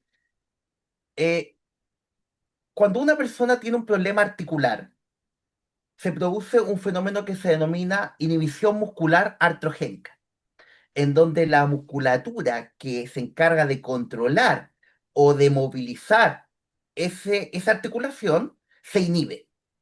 Pero esa inhibición no está comandada a nivel periférico, sino que es una inhibición que está comandada a nivel cortical. Lo que se ha demostrado es que en distintas condiciones de salud, cuando yo genero isometría sobre esa articulación que presenta un daño, la contracción muscular isométrica inhibe la inhibición. ¿Qué significa eso? Que a nivel cortical se inhiben las neuronas, o sea, el pool de neuronas que se encargan de mover ese segmento corporal. Eh, Eso en condiciones de daño, ¿cierto? Se inhiben. Pero con la isometría lo que hace es que la inhibición va a ser menor. Por lo tanto, cuando yo aplico ejercicios que se fundamentan en la isometría, al ser la inhibición menor, gatilla que mejore la activación muscular y por lo tanto se favorece una óptima recuperación del usuario en función del tiempo. Y eso es notable. Y eso se ha visto en distintas condiciones de salud que, insisto, afectan una articulación, ya sea cartílago, menisco, ligamento, y que eventualmente se puede apreciar esa inhibición muscular artrogénica en donde el nivel de activación de la musculatura es un indicador de éxito de mi intervención. Si la musculatura está inhibida, yo haga lo que haga, no voy a lograr eventualmente que se recupere de forma satisfactoria. Y ahí la isometría como prescripción de movimientos de etapas iniciales, favorece que la musculatura se active en mayor proporción que cualquier otra modalidad terapéutica, en este caso. Pero ahí haber respondido la pregunta. Em, Yo le dicto, a ver, profesor. ¿perdón? Yo le voy a dictar, o Ah, no ya, ya, no le. perfecto. Aquí hay una pregunta, dice, la modulación condicionada en niños, ¿el comportamiento de la sensibilización neural es igual? Ya, se establece, en base a los estudios que yo he leído en niños, que no es lo mismo, porque el adulto eventualmente logra entender y racionalizar el por qué tú le estás aplicando un estímulo nociceptivo, que antes se conocía como oloroso, en otra región corporal o en el hemicuerpo contralateral. Por lo tanto, si yo asumo o entiendo que eso tiene un efecto terapéutico, eventualmente lo tolero de mejor manera. En cambio, un niño no lo entiende. Y muchas veces existe una hipersensibilidad en función a distintas condiciones, sobre todo, insisto, en niños, que podría gatillar de que en vez de Hola, tener una experiencia bien vos. satisfactoria, la experiencia sea negativa y por lo tanto en niños no genera los mismos efectos en comparación a los adultos. ¿Ya? Eso es lo que reporta la literatura en función de esta modalidad de modulación de la percepción del dolor. Gracias, profesor. Aquí con la siguiente pregunta. En un paciente con neuropatía diabética periférica, ¿cómo trabajamos con terapia manual para modular su dolor? Ya, interesante, porque si un paciente presenta una neuropatía periférica, la sensibilidad está disminuida y es muy probable que incluso la percepción de dolor sea muy baja en función de esta neuropatía que altera la velocidad de conducción y que por lo tanto va a condicionar que estos estímulos nociceptivos no sean procesados e integrados de buena manera. Eh, y es ahí en donde en ese tipo de usuarios, particularmente, los factores contextuales, que fue el foco de la primera parte de mi exposición, juegan un rol clave. Es muy probable que en ese contexto la terapia manual o el ejercicio terapéutico tengan un rol, pero lo que va realmente a tener un cambio mucho más profundo en la calidad de vida del usuario son los determinantes sociales, es el estilo de vida, es la nutrición, ¿cierto? Es eventualmente si es que presenta o no conducta sedentaria, es eventualmente los medicamentos que van a estar contribuyendo que se regule la glucosa. Eh, un dato que se me viene a la mente, se sabe que cuando un usuario consume AINES o antiinflamatorios no esteroidales a repetición, sin una prescripción médica clara y los utiliza en un largo periodo, incluso se podría generar una alteración de la regulación de la glucosa. ¿Por qué?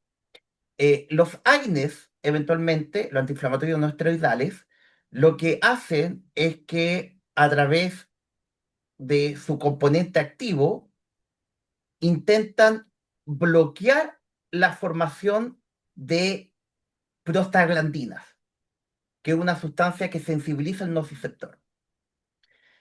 Pero ¿cómo lo hacen?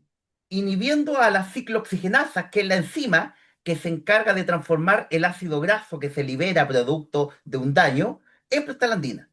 Pero las ciclooxigenasas, estas enzimas que son inhibidas por el AINES, tienen roles constitutivos, roles biológicos.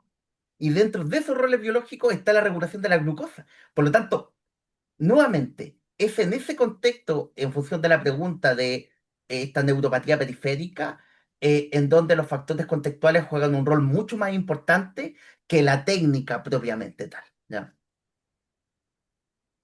Muchas gracias, profesor. También tenemos otra pregunta. Dice, en cuestión del dolor placebo, ¿hasta qué punto es bueno usarlo en pacientes con enfermedades crónicas apoyadas con una buena terapia? Perfecto. Directamente no la usamos. No, mira, ¿qué es lo que hago yo y de acuerdo a todo lo que he podido leer? Ya voy a dar una ejemplificación.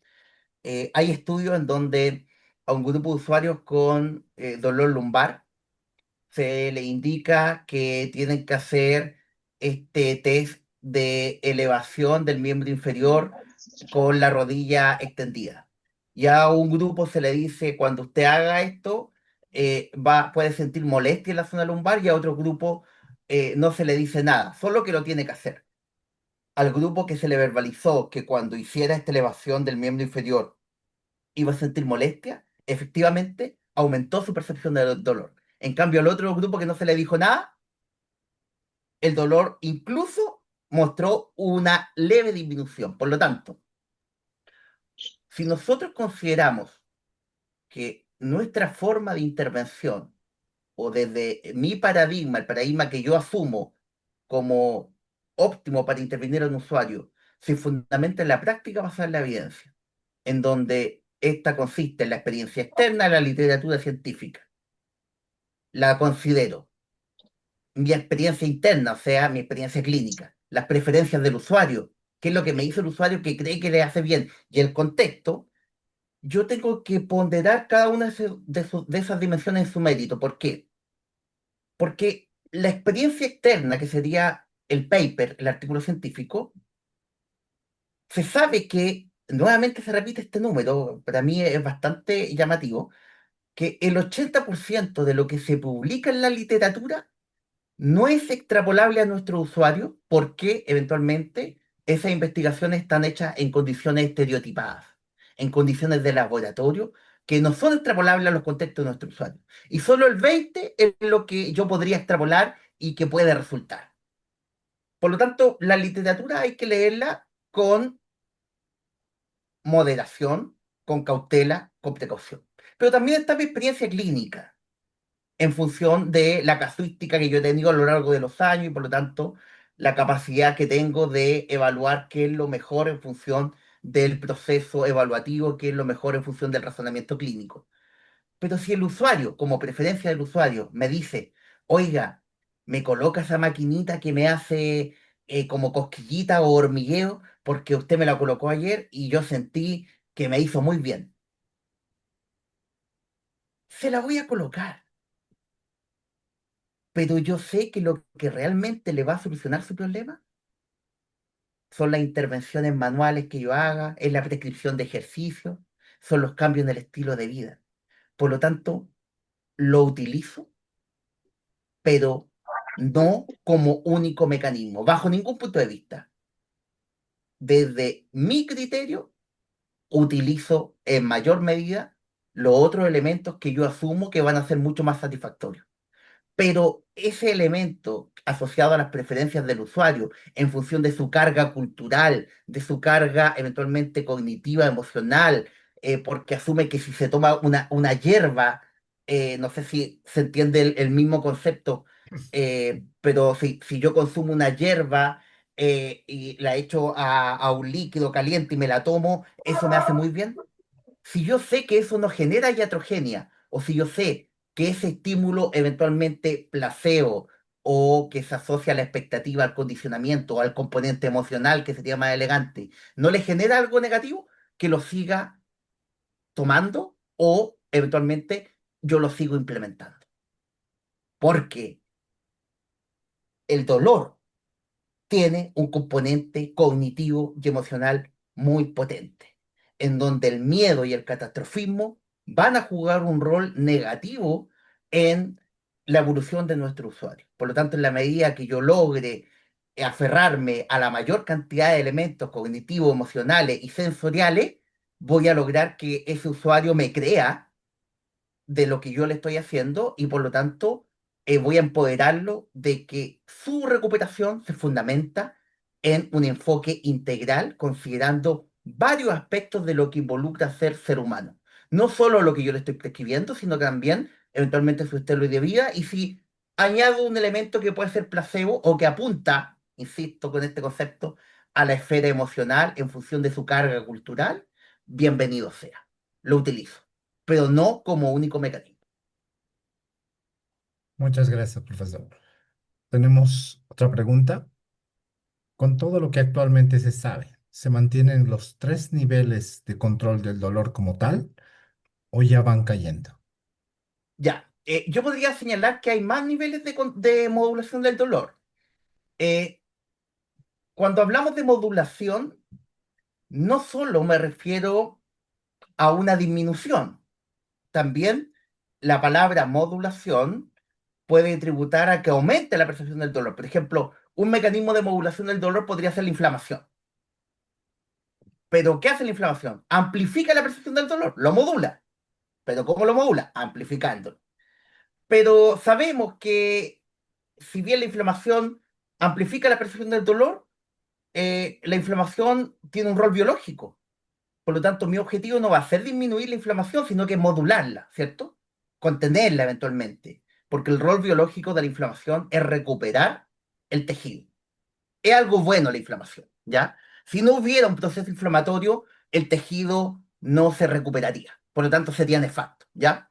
Otro mecanismo de ovulación está el gate control, que es un mecanismo quizá eh, más primitivo, pero que de igual manera en contextos de dolor agudo, si yo me pego en una zona y me sobo, estimulo la fibra beta que van a estimular a una interneurona que inhibe eventualmente a la neurona de proyección que se encuentra en la asta dorsal de la médula espinal, y en la médula se genera una especie de suma algebraica y si gana la inhibición no se sigue transmitiendo este potencial de acción, pero si gana eventualmente, eh, si gana la amplificación, se sigue transmitiendo. Ahí tendríamos dos. Existe otro mecanismo de emulación del dolor que sería el control descendente, ¿ya?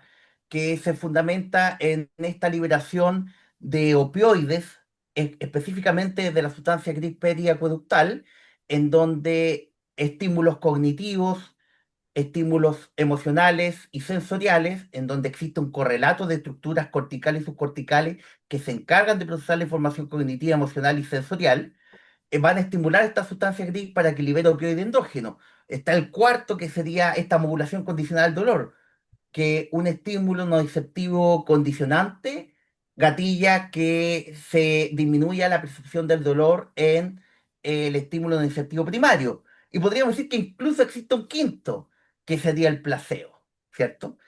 Entonces, todos esos mecanismos juegan un rol, pero lo importante es que los mecanismos que se relacionan con la estimulación de la sustancia gris periacueductal para liberar opioide endógeno son los más efectivos, porque se sabe que cualquier opioide endógeno es 50 veces más potente que cualquier medicamento.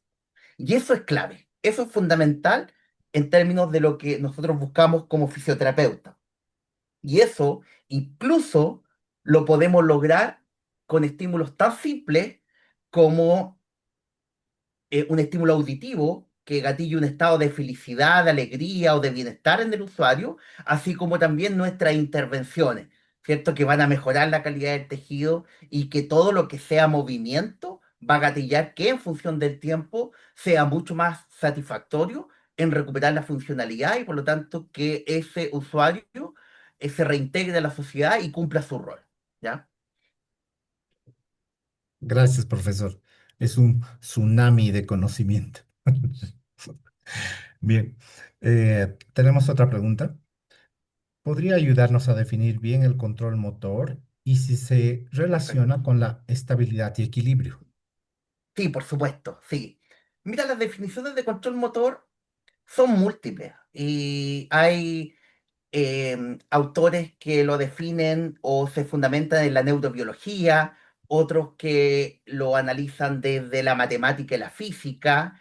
En términos simples, así como se habla de control motor, yo podría hablar de la capacidad que tiene un individuo de controlar cada uno de los segmentos corporales en función de una tarea en particular y en un ambiente en particular. Por lo tanto, el control motor se fundamenta en tres grandes dimensiones. Se fundamenta en el individuo, en la tarea y en el ambiente. El individuo es una esfera, porque el control del movimiento depende de la acción que yo voy a generar, pero esa acción que genera el individuo también depende del ambiente en el cual se genera. Depende si el ambiente es controlado o no controlado. Porque si yo camino en los pasillos de un centro médico o de un hospital, de una clínica, ese es un ambiente controlado. Yo asumo que el piso no tiene imperfecciones y que por lo tanto difícilmente va a existir una perturbación. Pero es muy distinto a caminar sobre la calle, sobre los lugares cotidianos en los cuales ese usuario transita, en donde eventualmente tiene estímulos que van a alterar eventualmente su conducta desde el punto de vista de lo que está diciendo el piso, si es que presenta una irregularidad, si es que tengo un semáforo que cambia de color, si es que tengo un perro que me está ladrando, si es que van pasando múltiples personas por donde yo estoy caminando y me están tocando. Todos esos estímulos generan de que yo utilice recursos cognitivos para ponderar si esos estímulos afectan o no mi performance de movimiento. Y eso podría gatillar que mi control de movimiento se altere. Por lo tanto, eso podría condicionar eventualmente mi estabilidad. Bajo la lógica de la palabra equilibrio, eh, así como muchos otros conceptos que nosotros utilizamos y que son erróneos, pero no entendemos en el error, eh, tiene algunos matices. Si yo le preguntara a cualquiera de ustedes cuánto es su peso, usted me diría la masa, 80 kilos. Pero el peso es un vector, por lo tanto es masa por aceleración de gravedad y por lo tanto el peso es una fuerza y se mide en newton. Si usted pesa o tiene una masa de 80 kilos, su peso muy probablemente sea 790 newtons, por ejemplo. En términos del equilibrio ocurre algo similar, porque el equilibrio, conceptualmente hablando, es la sumatoria de fuerza igual a cero. Y eso existe en condiciones estereotipadas. En vez de equilibrio se utiliza la palabra balance. Y el balance es la búsqueda del equilibrio. O sea, yo paso por el equilibrio, pero nunca voy a estar solo ahí, sino que transito. Por lo tanto, este control motor, que se fundamenta en la capacidad de un individuo de realizar una tarea en un ambiente en particular, está determinado por las características del individuo en términos de sus sistemas sensoriales, su sistema motor, ¿cierto? Cómo está el efector del movimiento, cómo está la integridad de la vía, cómo están los mecanismos de integración de la información para lograr un adecuado control, un adecuado balance, una adecuada estabilidad. Depende de la tarea que yo estoy ejecutando, si es una tarea de manipulación o una tarea más gruesa, y depende del ambiente en el cual yo estoy ejecutando esa acción. Desde el individuo aparecen múltiples paradigmas. Hay algunas teorías que nos hablan de que existe el enfoque cognitivo del movimiento, en donde lo que yo estoy haciendo a nivel cortical es computar mi ambiente, es calcular probabilidades, y en función de esas probabilidades, en donde el eufemismo de la probabilidad es la creencia, yo me muevo.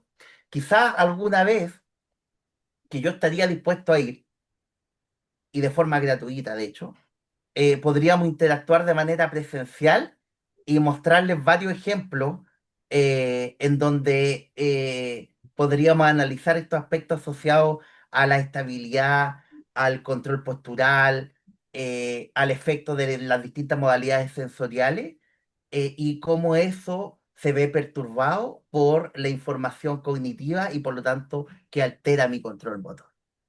Y lo podríamos hacer con tecnología de bajo costo. Bueno, Derry lo vivió conmigo en algún momento. Así es, profesor. Muchas gracias.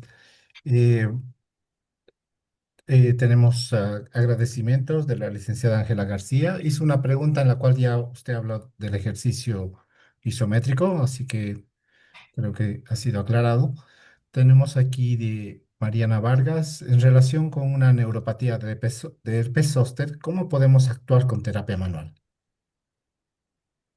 Uh, no, hay que ser franco y ahí me declaro ignorante. Desconozco cómo lo podríamos hacer en una condición de salud como esa, porque me da la impresión que es una condición que responde más bien a aspectos farmacológicos asociados a consumir un antiviral o que esa condición eventualmente enmarcada en un proceso evolutivo, eh, pasado unos días, la sintomatología disminuye y por lo tanto el usuario vuelve a la normalidad.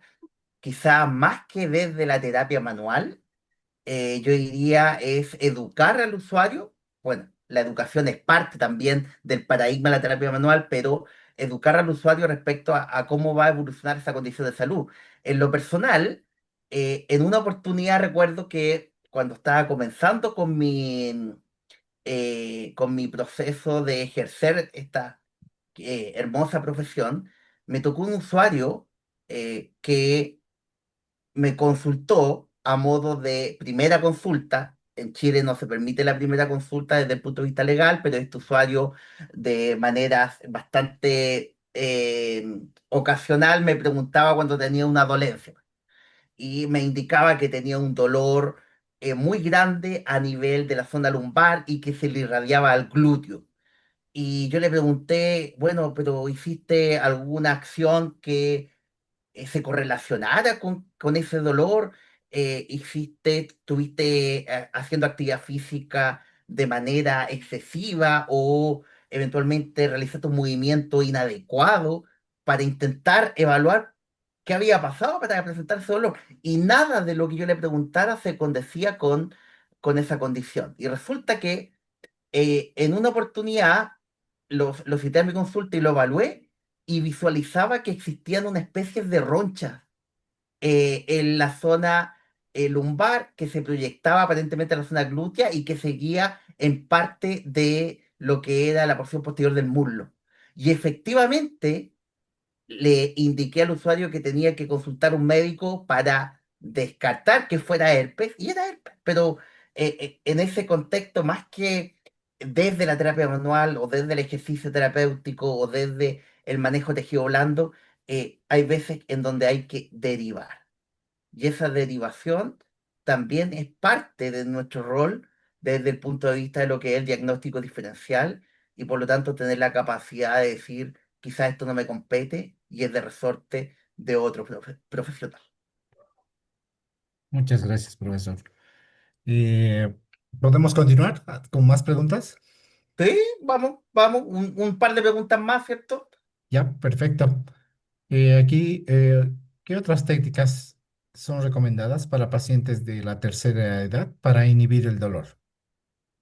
Mira, en relación a los adultos mayores, que es una de las líneas de investigación que yo tengo ahora y que eventualmente se fundamentan en mi tesis doctoral, eh, la clave es la prescripción de movimiento, ¿ya? Pero esa prescripción de movimiento se fundamenta en parámetros que no son bien conocidos actualmente por los fisioterapeutas o kinesiólogos en general y que se fundamenta en prescribir ejercicio físico basado en la variable potencia.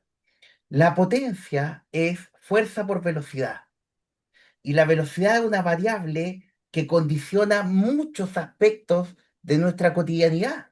De hecho, eh, por ejemplo, la mayoría de las palancas de mi cuerpo son eventualmente de tercera clase, en donde los músculos están en desventaja mecánica. ¿Pero por qué está en desventaja mecánica? Porque evolutivamente, para los que creen en la evolución o los que creen en un creador, en un ser superior, el hecho de que el músculo se inserte más cercano al fulcro en comparación al vector resistencia, eh, genera mayores cambios de velocidad. En el caso del control motor, cuando yo evalúo el control postural, la velocidad de desplazamiento del centro de presión es una variable más confiable que cualquier otra para ponderar cómo está el control postural de esa persona. Y en el caso de un adulto mayor, cuando yo prescribo ejercicio y lo prescribo en función de la variable potencia, fuerza por velocidad, genero efectos mucho más satisfactorios. La clave es que cada gesto funcional tiene una zona de potencia. Por lo tanto, cuando yo entreno a ese usuario en función de su zona de potencia, los efectos que voy a lograr en la funcionalidad en relación a la forma en que lo estoy prescribiendo son mucho más satisfactorios que cualquier otra forma de prescribir movimiento. Ahora bien, cuando yo prescribo movimiento, intento generar un ambiente de enseñanza-aprendizaje o un ambiente de aprendizaje o un ambiente terapéutico que sea satisfactorio. Y ese ambiente satisfactorio se fundamenta en colocar un estímulo auditivo muchas veces para generar una sensación de bienestar. Y eso gatilla de que motivacionalmente esté mucho mejor predispuesto a realizar la terapia. Y en general, cuando hablamos y por lo tanto disminuye la percepción del dolor, ¿ya? de forma mucho más significativa. Y cuando me enfrento a usuarios adultos mayores que presentan problemas articulares, las técnicas de distracción articular son muy satisfactorias, asociadas a mejorar la sintomatología del usuario. Sin embargo, eh, si yo enfoco mi terapia en aspectos funcionales y si más aún yo enfoco mi terapia en contextos grupales, no una terapia individual, sino que terapias grupales en donde pueda tener a varios usuarios que tengan una condición de salud similar y que por lo tanto desde la empatía compartan esa intervención que estoy prescribiendo, los resultados son mucho mejores y son mucho más satisfactorios. Muchas gracias. Hay una De hecho, pregunta. quería Sí. preguntar, hacer una pregunta al público. Eh, Necesito interactuar con alguien de sexo femenino. Que cualquier persona que pueda activar su micrófono para hacerle una consulta y para demostrar una situación en particular. Bueno, aquí. Nombre, nombre. Mariana, Mariana, ¿qué edad tiene usted, Mariana? 21. 21 años. Mariana, esta es una observación que yo la veía con mis hermanas, entonces, y que siempre me llamó la atención. Mariana, en el contexto de su ciclo menstrual, ¿usted qué mecanismos utiliza para disminuir la percepción de dolor? ¿Usted ha utilizado alguna vez un guaterito en la zona abdominal baja o un Eh, estímulo caliente? sí, más que todo, eso, termoterapia, me pongo una bolsita de agua caliente en el área abdominal Perfecto. o lumbar. Pregunta, ¿usted es estudiante de terapia física o de fisioterapia o es de otra profesión? ¿O ya es fisioterapeuta o terapeuta físico? ¿O kinesiólogo, kinesióloga como en Chile? Estoy estudiando. Está estudiando, ya, perfecto. Eh, si yo le preguntara a usted, en el contexto del ciclo menstrual, ¿cuál es la fuente de la nocicepción? ¿Cuál es el tejido que está gatillando que usted perciba un malestar en esa zona? ¿Será eventualmente el útero? Muy Mm, probablemente sí, sí. pero bajo esa perspectiva, si usted se coloca un estímulo asociado a termoterapia superficial, ¿ese estímulo llegará al útero? Evidentemente que no. Ese estímulo no es capaz de generar un efecto directo ni tampoco indirecto sobre el útero. Entonces la pregunta, ¿cómo es que ese estímulo asociado a termoterapia condiciona que disminuya la percepción del dolor? Y la respuesta está en que el dolor no es solo un fenómeno de contra-irritación, sino que también depende de aspectos cognitivos y emocionales. Ese estímulo térmico genera una sensación de bienestar, una sensación agradable.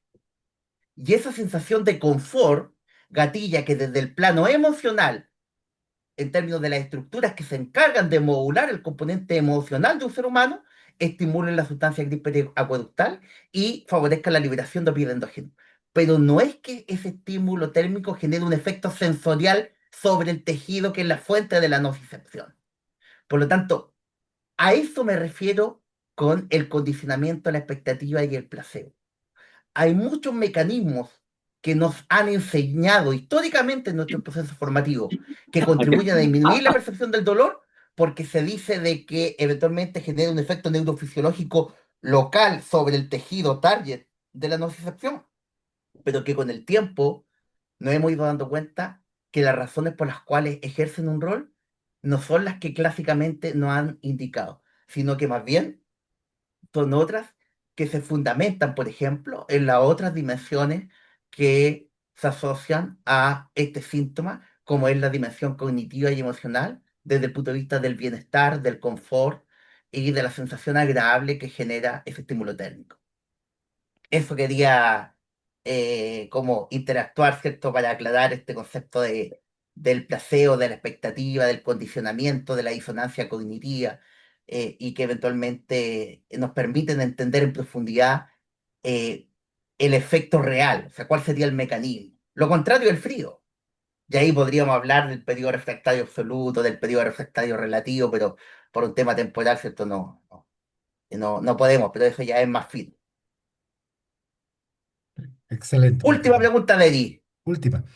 Eh, Última. es de Jaime, Jaime Manríquez, compañero de la maestría.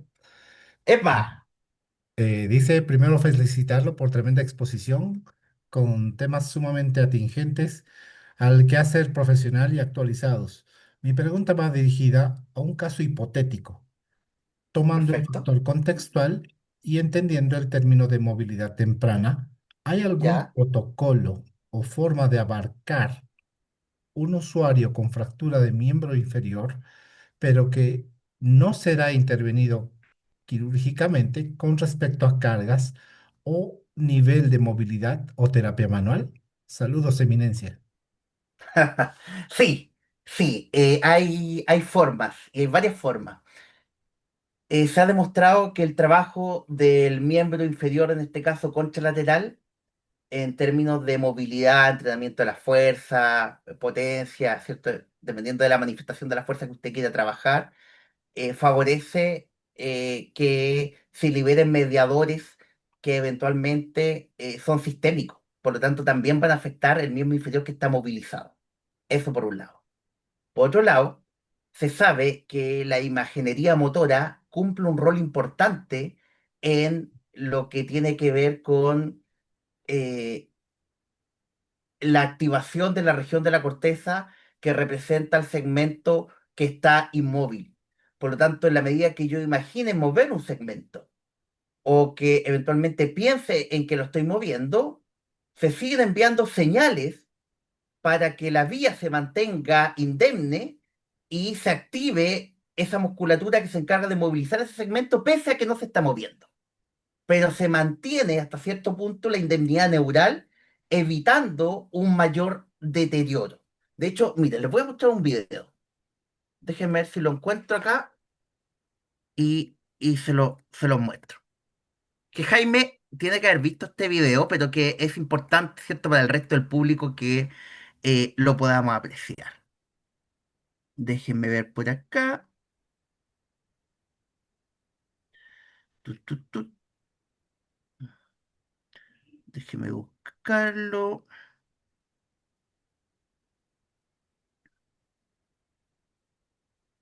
Bueno, además está decir que me preguntan internamente si me pueden agregar a redes sociales. Por supuesto que sí. Solo por hoy acepto y sigo a todo el mundo.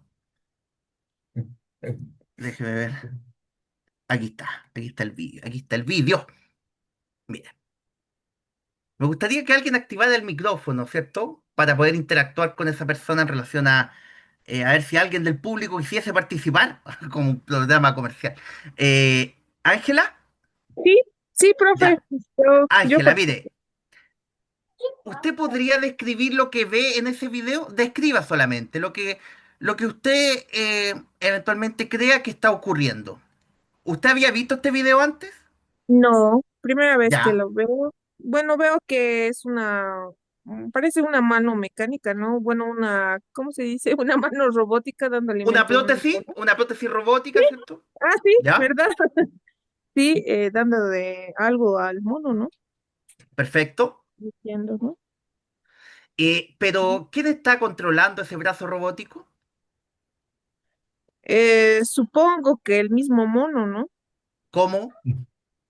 Ah, bueno, a lo que llego a pensar es que hay alguna interacción con su cerebro, ¿no? Tiene que haber alguna conexión con el cerebro, con mandos o señales nerviosas.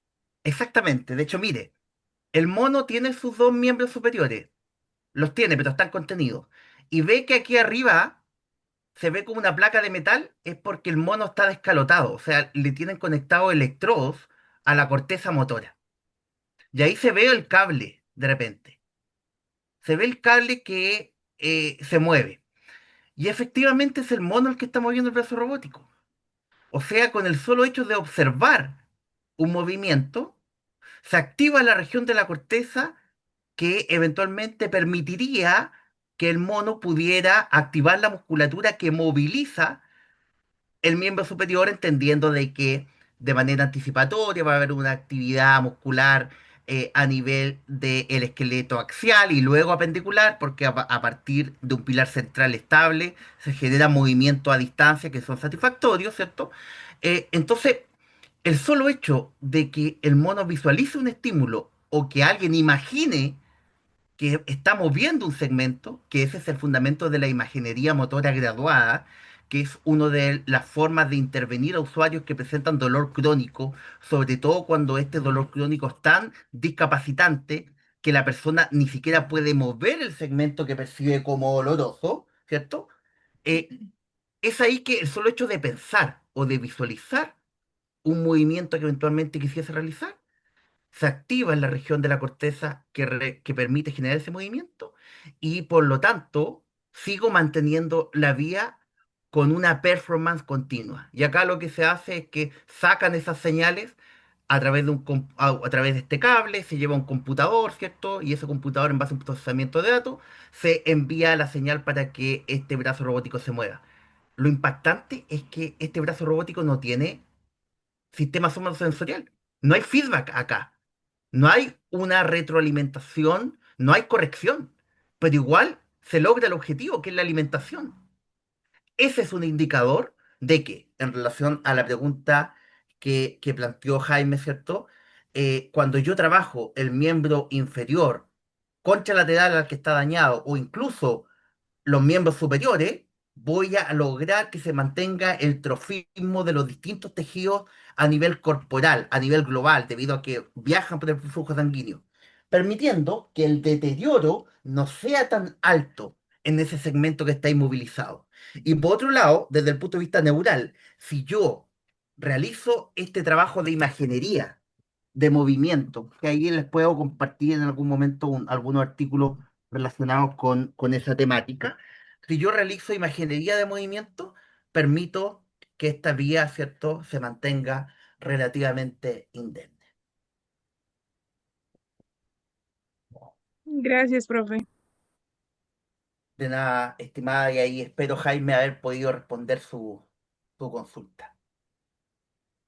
Muchas gracias, Bien, profesor. Deri, yo creo Eh, que en virtud de la hora, ¿cierto? sí, ¿Qué hora? Bueno, por allá en su país son la misma hora que acá. Son las 10 ahora de la sí, noche con 10 minutos. exactamente. Perfecto. Exactamente, Bueno, profesor. Deri, en función de la hora, ¿cierto? Eh, Podemos interactuar en otra oportunidad. Yo estoy dispuesto, con gusto participo. Creo que es necesario tener estas instancias porque así nuestra profesión sigue creciendo. Y eso permite que no solo los colegas que están ejerciendo su profesión actualmente puedan escuchar de repente cosas distintas, sino que también aquellos que están en formación, para que esa curiosidad los lleve a que nuestra profesión, nuestra disciplina, bien digo en función del tiempo, crezca y tenga el rol en la sociedad que se merece. Así que sin más que agregar, yo me despido. Un abrazo a todos y todas los que se quedaron y están conectados y quién sabe si más adelante volvemos, ¿cierto? Que muy probablemente así sea, volvemos a compartir en un contexto como este. Así es, profesor. Como Sociedad de Terapia Manual y Movimiento, tenemos pensado, y ya le había comentado, un congreso virtual del cual usted va a ser partícipe, un invitado de honor, para que pueda ilustrarnos a través de todo su conocimiento. Muchas gracias, profesor. Gracias por... Cuente conmigo, Deri. Va a ser un gusto tenerlo, profesor. Un gusto, el Entonces, gusto es mío. agradecerle a todos los participantes. Esperemos haber colmado sus expectativas. Yo creo que sí. Y realmente muy agradecido, profesor. Muy encantado volver a escucharlo. Siempre es un gusto. Y hasta una próxima, querido profesor. Que así sea. Un abrazo a todos y todas. Que estén muy bien. Chao, chao. Nos vemos. Que estén muy bien. Chao, querido Un profesor. abrazo. Un abrazo, profe. Muy bien, colegas. Con esto estaríamos dando culminado a nuestra seminario web. Espero que les haya sido de su agrado. Y bueno, vamos a estar programando otras sesiones con otros profesionales así de gran nivel para engrandecer a esto que nos gusta mucho, que es la terapia manual y el movimiento.